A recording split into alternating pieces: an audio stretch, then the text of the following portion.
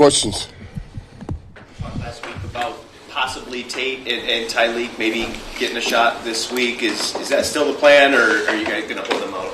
Yeah, I'm thinking about that. I would like to get them going this game, but I'm not 100% set on that yet. How does that process work, Dan? How do you, just in terms of time frame for you, how do you decide what you're doing for, which guys you're playing, which rotations you're playing for a preseason game? I think that's kind of last night we talked about it a little bit, and you have an idea. And really today, whoever's playing is not going to get enough reps to really – they'll have plenty of juice to play in this game at Atlanta, so you can kind of play anybody you need to, Play the rest of the offensive line or other guys that he plays by just for him? Is there some value for him to play with the guys that he'll be starting next to him? Yeah, I'm going to tell Decker, hey, we're playing Tate, so I need you in there, Decker. No. One other offensive line, I was talking to Christian Hagen about this a little bit the other day, just sort of the standard that he's walking into on the offensive line, as good as you guys have been up front the last couple of years. For you, what do you envision the offensive line looking like? What does that standard mean, and how does he sort of fit into that role for that guy? Well, look, I think that, our old line's got to be able to move the line of scrimmage. Right? You got to move the line of scrimmage, and we got to be able to anchor in the middle. That's what we've done a good job of here. We're able to run multiple schemes. We ask a lot of those guys, But with that, we also know, look, I got to keep telling myself too. Mahogany, for example, he's a young player. He didn't go through preseason last year. He got 2 games. That's good, but it's not like he's going on year 5. So. He's a young player that just needs reps, and with every rep he gets better and better and better. And there's also going to be some things that happen. There's growing pains that comes with that. So more reps we can get, and we reach those standards, the better off we're going to be. It all starts with the front for us. Everything does. And in terms of the traits, the tenacity, the mindset, the finish. Yeah, he's got all that. He's got every bit of that.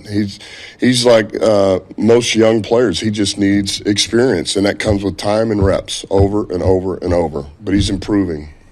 I recognize this question might be starting from a false premise, but it does feel like your defense is ahead of your offense all camp, at least the first units.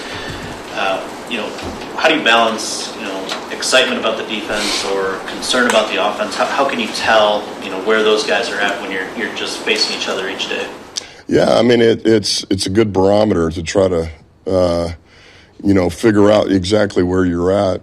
And I think you take it for what it is, man. I do believe our defense is we're playing pretty good right now. We're practicing well. We're running pretty efficient. Shep's doing a nice job over there. We've got, we're pretty versatile in coverage and pressure. We got the front to handle the run right now, and then we're pretty sticky on the back end. That's a good combination. We can crush the pocket. That's versus our offense. So I do see that. Now there's things we got to improve over there too. We got some things that pop up every day. So I think they're a handful right now. And then offensively, certainly we want to be clicking a little bit better. But I also know we're like this far away. Like every practice you come out, it was even the other day. It's like, man, we hold up a half second longer, and this is a 30-yard touchdown. Bad footwork on one play, Gibby spits out of there. Instead of 5, we're about to get 60 for a touchdown, so we're literally that close. And it's just, and that's how it works with the offense, especially early. It's one guy here, one guy here, one guy here. And it's just the little minute details. So, and that's all, they're all correctable. That's what's awesome. So we're growing, we're getting better. I love the fact that we're being challenged on both sides. We really are. I feel like we're challenging each other. Yeah, 3 years ago, Sean Dan Hamilton was still on your roster. What have you seen from him since he joined your staff that makes you think he has a future in this league? Yeah, he's done an unbelievable job. One of the reasons we got him into coach and asked him to stay was he was such a smart player, man. He was such a headsy player. He was a high-level thinker as a player, so to be able to, And look, he wasn't the most gifted. And when you're not the most gifted, then you have to do every little thing right. You have to know every little detail. And you probably know how to coach every little detail too. So that was him, and he is. He's a stickler for the details. He expects a lot out of those guys. He wants them to play downhill and aggressive. He's a hard worker, and he's grown a ton under Shep in that room in AG. So he's going to do a great job for us. One more follow-up on the offense versus defense thing. How much of that is, I know standard, but just a trickle down of Decker being out, or maybe even down to your third on the offensive tackle position? Well, look, if does Decker make us better? Yes.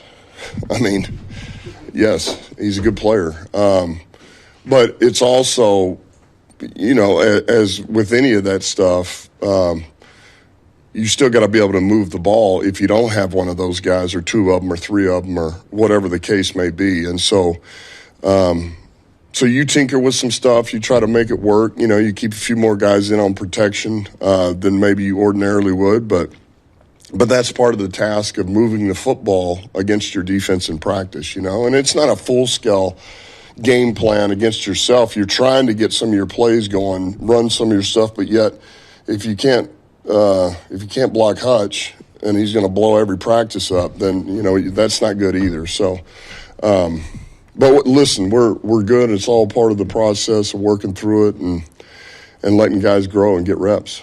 It seemed like Tylee. Last two back there, right? It seemed like Tylee in one of his splashiest practices on Monday, just in the backfield a lot. Where have you seen him grow the most from the beginning of camp? Yeah. Well, what we saw on his college tape is really showing up here, and that's his ability to play, to really get knocked back, into the backfield, kind of recreate the line of scrimmage. He's got a good shock and shed, sometimes a little too good. He'll jump out of a gap if you're not careful, so we're trying to just stay on him with that.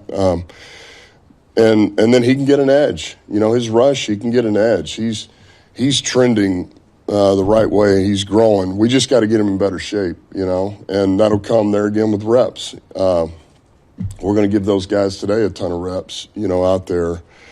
We're going to work, a 2-minute drill. That'll be good for everybody, really. They all need it. So, from a coach's perspective, what is it like to work with a roster where it is so set, really, at the top of, the depth chart, essentially? I mean, First thing, there's not as many question marks. Even the kicking situation's totally resolved. I mean, what is that like when you go into a camp where, things really aren't that hazy at the top of the depth chart? I would answer it like this.